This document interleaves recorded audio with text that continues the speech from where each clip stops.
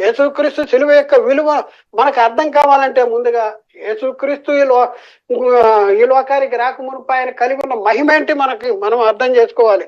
ఫిలిప్పీ పత్రికలో 2:5-7 క్రీస్తునకు కలిగిన ఈ మనస్సును మీరు కలిగి ఉండి, ఎందుకంట ఆయన దేవుని స్వరూపము కలిగిన వాడేండి, దేవునితో సమానముగా ఉండుట విడిచిపెట్టి కూడాని భాగ్యమని ఎంచుకునలేదు. కానీ ఆయన ఎలా ఉన్నాడంట, ఇక్కడికి రాకమునుపు, ఈ లోకానికి రాకమునుపు దేవుని దగ్గర ఎలా ఉన్నాడు?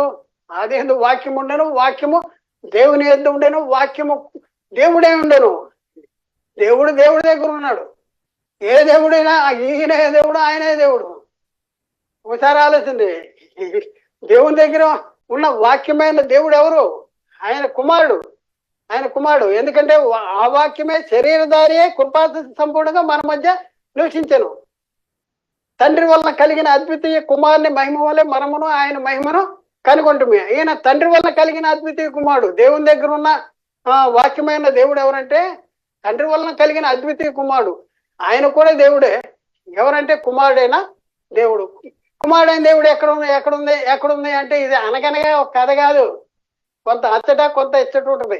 అజ్ఞాన అంధకార మూర్ఖత్వంలో ఉండే యేసుక్రీస్తు దైవత్వాన్ని ఒప్పుకునేటువంటి భయంకరమైనటువంటి సాతాను సమాజము నేటి క్రైస్తవ సమాజంలో మరి బయలుదేరిపోయింది. శిష్యులను ఈడ్చుకుపోవాలని మరి ప్రయత్నించేటటువంటి భయంకరమైనటువంటి సాతాను సమాజం మరి బయలుదేరింది. యేసుక్రీస్తు కలిగి ఉన్న మహిమ ఏంటంటే ఆయన దేవుని స్వరూపము కలవాడిన స్వరూపం అంటే ఆకారం కాదు, ఈ ఆకారం కాదు. స్వరూపం అంటే ఆయన కలిగి ఉన్న మహిమ, ఆయన కలిగి ఉన్న పరిశుద్ధత, మరి ఆయన కలిగి ఉన్న గుణ లక్షణాలు, ఇవి స్వరూపం అంటే. దేవుని స్వరూపము కలిగిన వాడేంటి, దేవునితో సమానముగా ఉండేటి విడిచిపెట్టాను. సమానముగా అంటే అర్థమవుతుందా? దేవుడు సమస్తాన్ని క్రీస్తు పాదాల కింద లోపరిచించాడంట. లోపరిచిన వాడు తప్ప సమస్తమును లోపరచబడి ఉన్నదని మాట విసిదమే అంటాడు.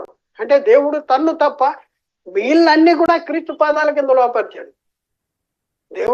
దేవునితో సమానముగా ఉండటం విడిచిపెట్టుకోని భాగ్యమని ఎంచుకోలేదు. కానీ మనుషుని పోలికలో పుట్టి దాసిని స్వరూపం ధరించుకుని తను తానే రిక్తునిగా చేసుకున్నాడు. ఎవరి కోసం చేసుకున్నాడు?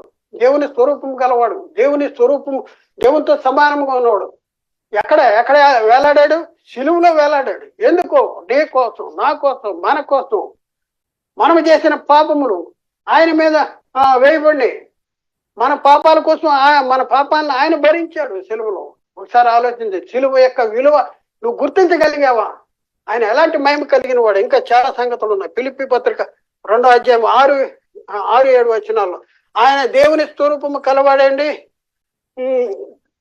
ఇక్కడ కొలసి పత్రిక 1:15 ఆయన అదృశ్య దేవుని స్వరూపండి, సర్వ సృష్టికి ఆది సంభూతుడు. దేవుడు అదృశ్యుడు. యేసుక్రీస్తు కూడా అదృశ్య దేవుని స్వరూపం అంట. చూడండి, అదృశ్య దేవుని స్వరూపండి, సర్వ సృష్టికి ఆది సంభూతుడిగా ఉన్నాడు. ఎంత మహిమ కలిగి ఉన్నాడో ఒకసారి ఆలోచించండి.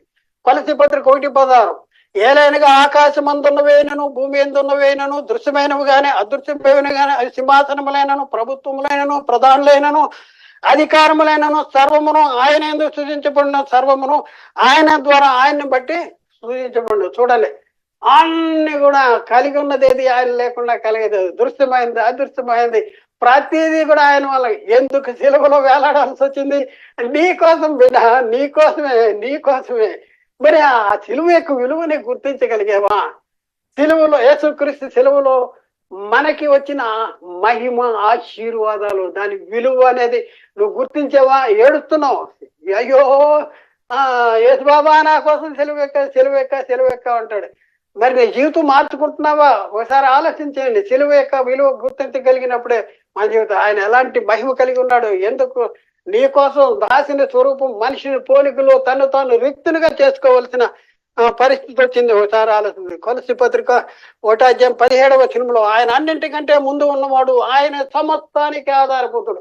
అన్నింటికంటే ముందు ఉన్నవాడు అంట, సమస్తానికి ఆధారభూతుడు. అలాంటి ఆయన ఎక్కడ వేలాడాడు? సిలువలో వేలాడాడు. దాని విలువ చూడండి, దాని విలువను గుర్తుంచుకోవాల్సిన అవసరం మనకి ఉంది. కొలసి పత్రిక 2:3 బుద్ధి జ్ఞాన సర్వ సంపదలు ఆయన ఏందే గుప్తమై ఉన్నవి. బుద్ధి జ్ఞాన సర్వ సంపదలు ఆయన ఏందే గుప్తమైనవి. పౌలు కొరింథీయులకు రాసిన 2వ పత్రిక 4 అధ్యాయం 4వ వచనంలో దేవుని స్వరూపి అయిన క్రీస్తు ఎవరంట? దేవుని స్వరూపి అనేసి అక్కడ రాయబడి ఉంది. అలాగే యోహాను సువార్త 5:26లో తండ్రి ఎలాగో తనంతట తానే జీవము కలిగి ఉన్నాడో అలాగే కుమారుడు తనంతట తానే జీవము కలిగి ఉండుటకు కుమారుడికి అధికారము అనుగ్రహించాను. తండ్రి తనంతట తానే జీవము కలిగిన ఎలా ఉన్నాడో కుమారుడికి కూడా తనంతట తానే జీవము కలిగి ఉండటానికి తండ్రి కుమారుడికి అధికారం అనుగ్రహించాడు. అలాంటి అధికారం కలిగిన ఆయన ఆ శిలువలో ఆ ఎండలో ఆయన మరి మేకులు కొట్టించి చక్కగా మేకులు కొట్టి మరి శిలువలో రక్తం చిందించి మరి అలాంటి భయంకరమైనటువంటి శ్రమ పొందవలసిన అవసరం ఎందుకు వచ్చింది? నీ కోసం మన కోసం మన అపరాధాలు మన పాపాలు ఆయన మీద మోపండి. కాబట్టి ప్రియులారా అవుతారు. ఆ విలువను నువ్వు గుర్తించగలగాలి. యేసు నా కోసం సెలవెక్కాడు ఓ అని మొర్రెత్తడం కాదు. ఆ విలువను గుర్తించి ఆ విలువకు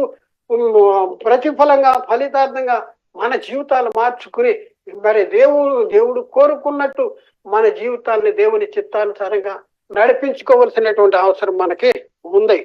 చూడండి ప్రియులారా, ఇంతటి మహిమ గల యేసుక్రీస్తు ఈ లోకానికి ఎందుకు వచ్చాడు? సిలువలో ఎందుకు మరణించాడు? ఎవరి కోసం మరణించాడు? యేసుక్రీస్తు సిలువలో మరణము ద్వారా మనకు కలిగిన ఆశీర్వాదం ఏంటి? వీటిని మనం తెలుసుకోవాలి కదా. ఒకసారి ఆలోచించండి. ఈ ప్రశ్నలన్నీ మనం ఒకసారి ఆలోచించి ఎంతో మహిమ కలిగిన యేసుక్రీస్తు ఎందుకు వచ్చాడు? ఎవరి కోసం వచ్చాడు? ఏం చేశాడు? మరి ఆయన సిలువలో మృతి పొందటం ద్వారా, సెలవులో రక్తాన్ని కార్చడం ద్వారా మనకి ఆపాదించబడిన మనకు అనుగ్రహించబడిన ఆశీర్వాదాలు ఏంటి? ఇవన్నీ మనం తెలుసుకోవాలి.